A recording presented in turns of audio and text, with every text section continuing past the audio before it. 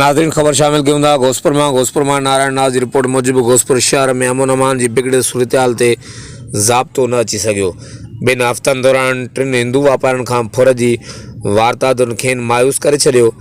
ताज़े वारदात में शहर जी मेन शाही बाज़ार में बुट बदल ॿिनि हथियारबंदनि मिठाई जी दुकान ते चढ़ाई करे दुकान के मालिक बबले कुमार मथां पिस्तल ताणे खेनि यरगमल बणाए 22,000 रोक रक़म ऐं मोबाइल फ़ोन फुर करे फ़रार थी विया।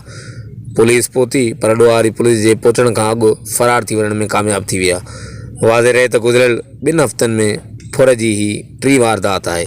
हर वक़्तु आगाहण लाइ ॾिसंदा रहो GTN न्यूज़ घोसपुर।